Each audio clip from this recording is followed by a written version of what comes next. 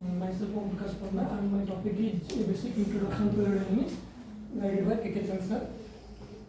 So these are the outlines of my presentation. First, basic of aerodynamics, then the history and the effect of atmosphere on aerodynamics, then Bernoulli's principle and how it is applicable in aerodynamics, then about airflow and parts of aeroplane, and lastly, flight control software.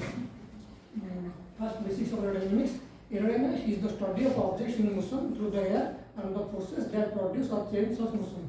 It is the study of motion of air, particularly when affected by a solid object such as an aeroplane wing. It involves fluid dynamics as well as subfield of gas dynamics.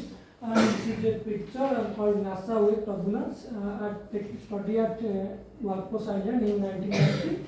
Here a vortex is created by an aeroplane wing, and vortex or vortices are the phenomena associated with the study of aerodynamics.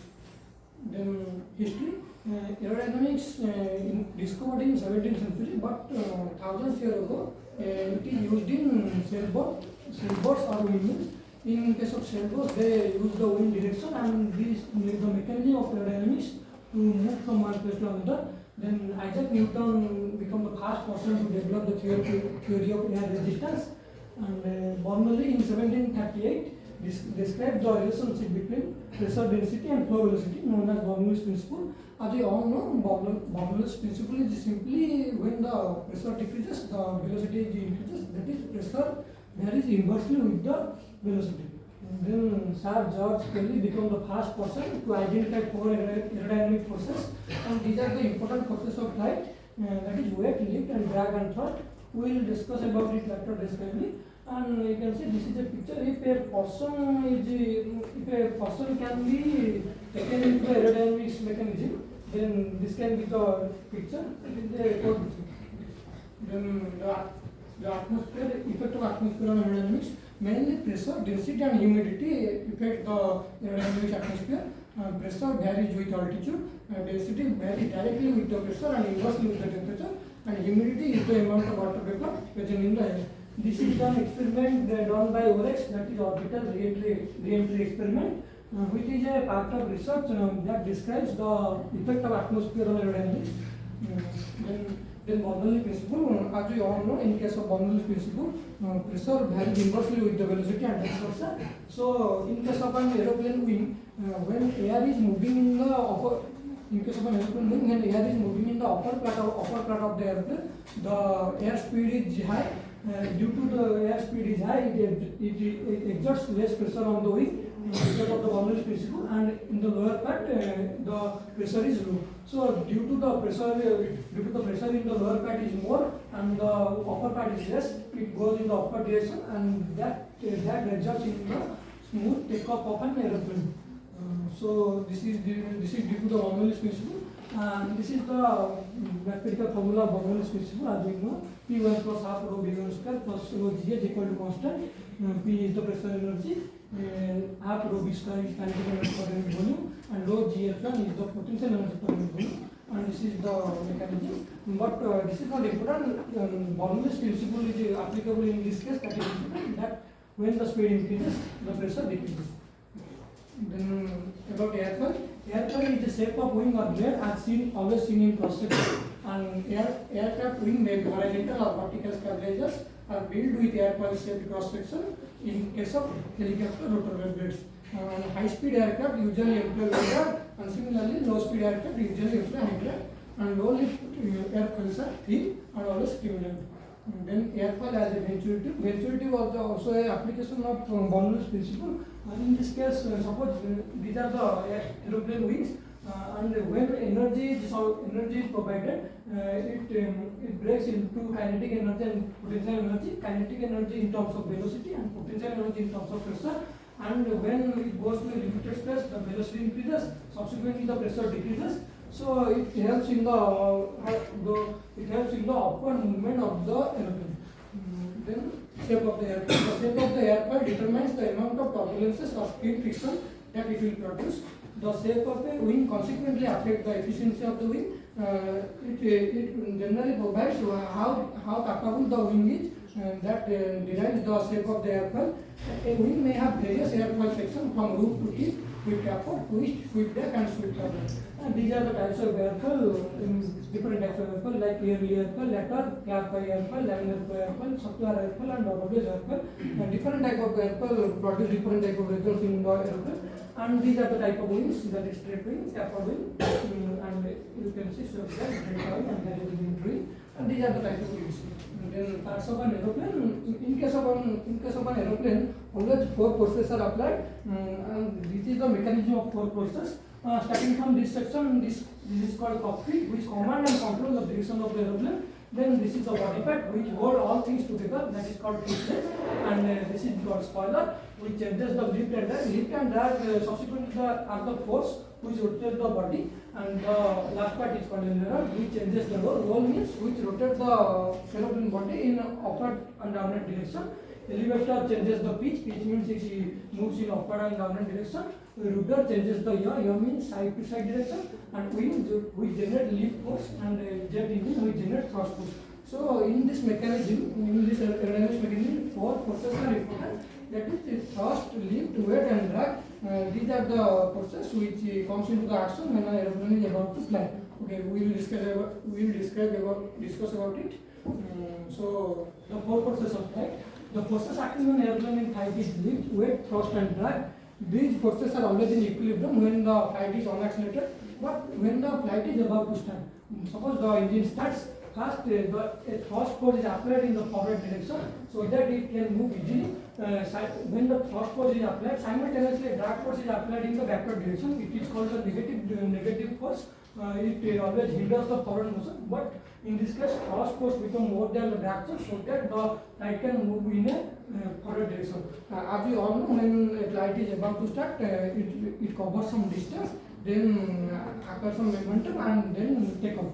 When it covers some distance by the thrust force, and when it is about to take off, a lift force is applied in the upward direction. And as we also know, when an object which will be in air, always an gravitational force will be applied to attract it toward the center. So simultaneously here also the weight force is applied simultaneously with the lift force, but the lift force become more than weight force because as we discussed in the aeroplane upper part, always in the aeroplane upper part always air moving speedily.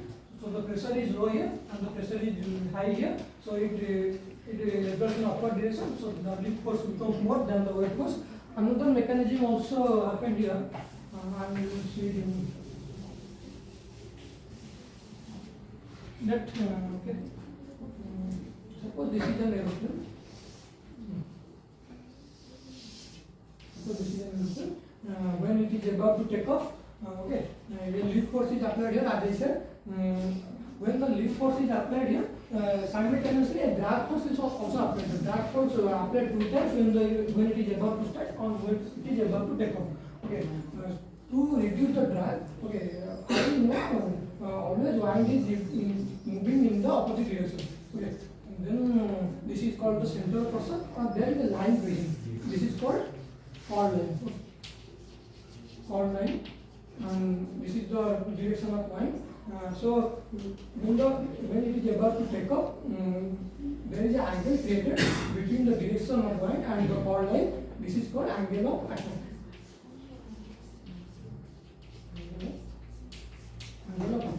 If the angle of attack is less, then the drag force will be less. But if the angle of attack is more like when the flight is about to take off, the shape is like that. So this is the chord line, this is the wind of pressure, the angle of attack will be more, the drag will be more. Generally this case happens always because all scientists try their best to shape the aeroplane like that so that the drag force will be less, and this is the practical case. There is no this is the practical case. So we will discuss about this process, and in this slide we will discuss about this process separately. This is the lift force. In case of lift force, as you can see, lift force always acts in the upward direction, and as we know, here the low pressure happens and here high pressure happens, and it results in upward direction. When the air is moving in that direction, as I said earlier, air is moving faster in the upper part of the aeroplane wing. So when because when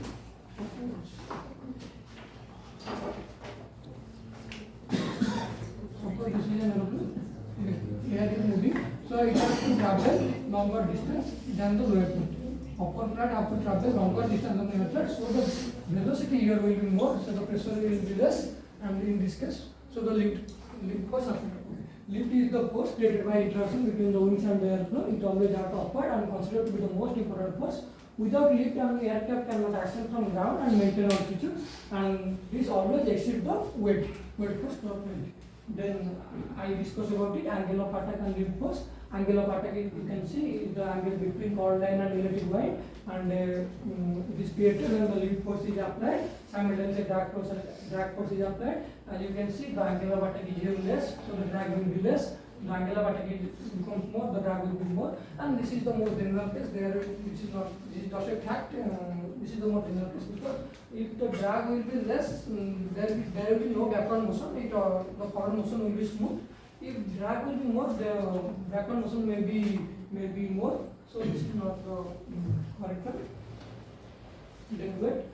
Weight is the force on an aircraft due to the interaction between aircraft body weight and aft gravity. We all know about it. When object is in air, always the gravitational force is applied towards the center. So it always the lift force always become more than the weight force due to the Newton's principle.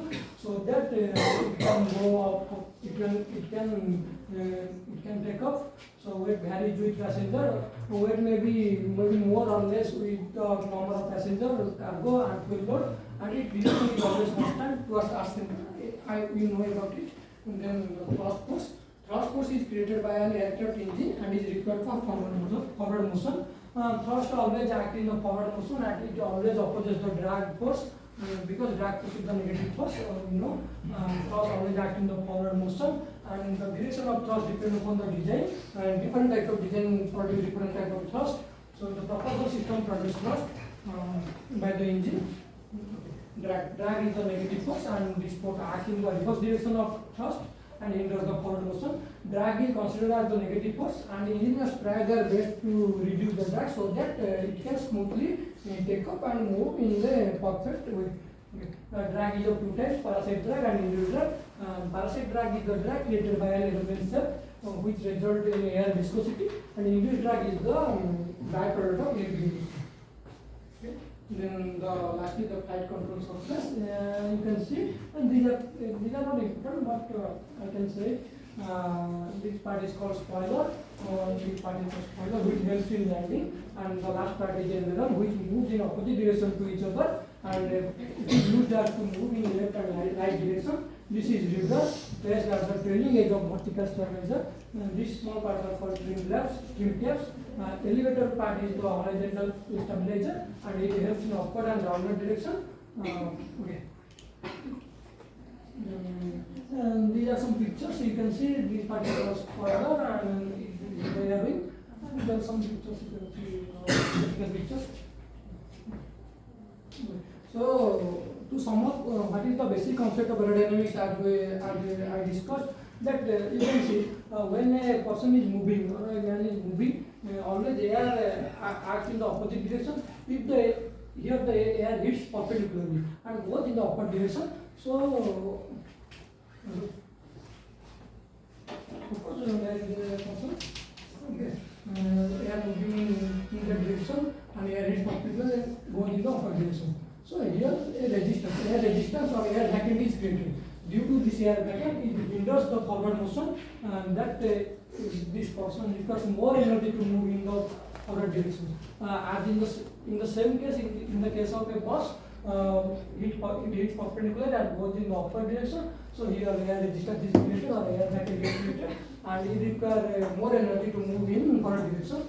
But in case of a car, you can see air not purely perpendicular, but less parallel, partly parallelly with the body, and air covers partly the body, so that the air resistance is created here is less, so it requires less energy to move in the forward direction.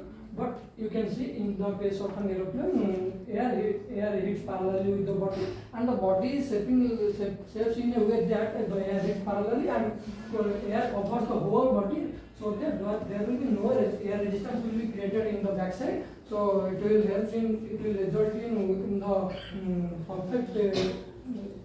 perfect way to move, and also when it takes off, the face is curvy like that. The air will go parallelly, so that there will be smooth takeoff. So these are the basic concept of aerodynamics. To sum up, I can say, suppose there is a body. If air is perpendicularly, so there is air resistance created that hinders the motion. But if there is a horizontal body, if air is moving and it covers the whole body, so there will be no air resistance. Okay, we can take an example of bird. The birds are like horizontal shape. So when air goes, when they are about to fly, air always goes. Their shapes are like that. Air will go parallel and covers the whole body. So it helps them to easily to fly. It helps them easily to fly and easily to fly smoothly. Another example can be taken. Suppose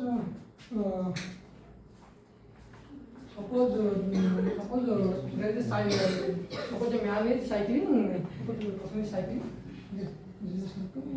Person is cycling. Suppose heavily air flowing in the opposite direction. The man is going in this direction. Okay.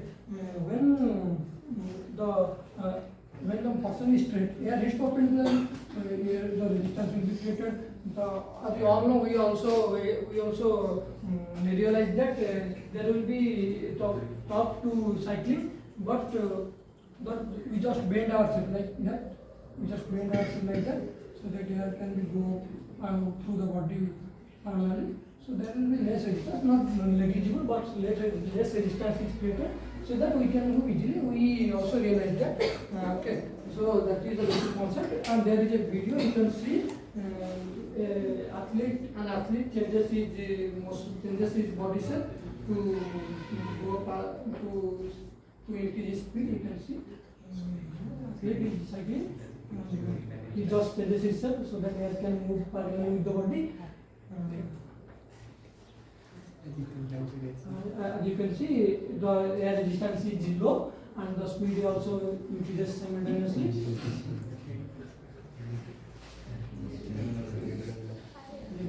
And this is a video from